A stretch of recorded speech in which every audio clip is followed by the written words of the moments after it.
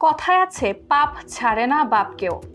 ১৩ August গ্রেফতার হবার পর থেকেই একের পর এক বিপদ যেন পিছু ছাড়ছে না। এখন পর্যন্ত ১১টি মামলায় মোট ৬০ দিনের রিমান্ড মঞ্জুর হয়েছে তার। বলছি হাসিনা সরকারের শিল্প ও বিনিয়োগ বিষয়ক উপদেষ্টা সালমান এফ রহমানের কথা। নতুন করে ৬টি ব্যাংক হিসাবের খোঁজ পেয়েছে দুর্নীতি দমন কমিশন। এর বাইরে সালমান এফ রহমানের ছেলে আহমেদ শায়ান ফজলুর রহমানের নামেও ৩টি ব্যাংক হিসেবের তথ্য পেয়েছে দুদক। বিস্তারিত থাকছে ডেস্ক রিপোর্টে। সালমান এফ রহমানের ৬টি ব্যাংক হিসাবের খোঁজ পেয়েছে দুর্নীতি দমন কমিশন।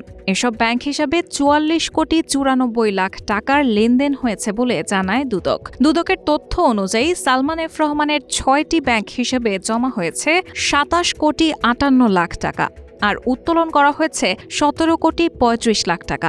বর্তমানে তার ব্যাংক হিসাবে জমা থাকা অর্থের পরিমাণ ১০ কোটি ৩৩ লাখ টাকা। এছাড়া সালমান এফ রহমানের ছেলে আহমেদ শায়ান ফজলুর রহমানের নামে ৩টি ব্যাংক হিসাবের তথ্য পাওয়া গেছে। এসব ব্যাংক হিসাবে ৮৫ কোটি ৯৩ লাখ টাকা জমা এবং ৮৩ কোটি ৬৭ লাখ টাকা উত্তোলন করা হয়েছে। বর্তমানে ওই ৩টি ব্যাংক হিসেবে জমা আছে ২ কোটি ২৬ লাখ টাকা। দুদকের তথ্য অনুযায়ী সালমানের স্ত্রী সৈয়দা রুবাবা রহমানের নামে ৩টি ব্যাংক হিসাবের তথ্য পাওয়া গেছে। এসব ব্যাংক হিসেবে ১০৪ কোটি ৪৯ লাখ টাকার লেনদেন হয়েছে। জমা হয় ৫২ কোটি ৮০ লাখ টাকা, উত্তোলন করা হয়েছে ৫১ কোটি ৬৮ লাখ টাকা। বর্তমানে জমা রয়েছে ১ কোটি ১২ লাখ টাকা। এর বাইরে সালমানের ভাই এএসএফ রহমানের নামে ৪টি ব্যাংক হিসেবের তথ্য পেয়েছে দুদক। এসব ব্যাংক হিসেবে ২২৫ কোটি ৫৮ লাখ টাকার লেনদেন হয়েছে। ব্যাংক হিসেবে জমা হয় ১১৮ কোটি ৬৭ লাখ টাকা, আর উত্তোলন করা হয় ১০৬ কোটি ৯১ লাখ টাকা।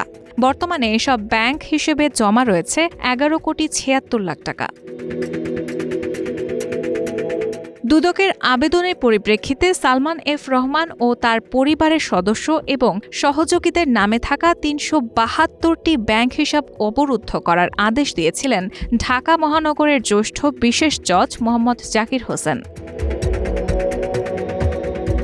দুদকের পক্ষ থেকে আদালতকে জানানো হয়েছে, সালমান এফ রহমান ও অন্যদের বিরুদ্ধে প্লেসমেন্ট শেয়ার কারসাজি ও প্রতারণার মাধ্যমে শেয়ার হোল্ডারদের হাজার হাজার কোটি টাকা লোপাট, অবৈধ প্রভাব খাটিয়ে দেশের সরকারি ও বেসরকারি বিভিন্ন ব্যাংক থেকে প্রায় ৩৬,০০০ কোটি টাকার ঋণ নিয়ে আত্মসাতের অভিযোগ অনুসন্ধান করছে দুদক।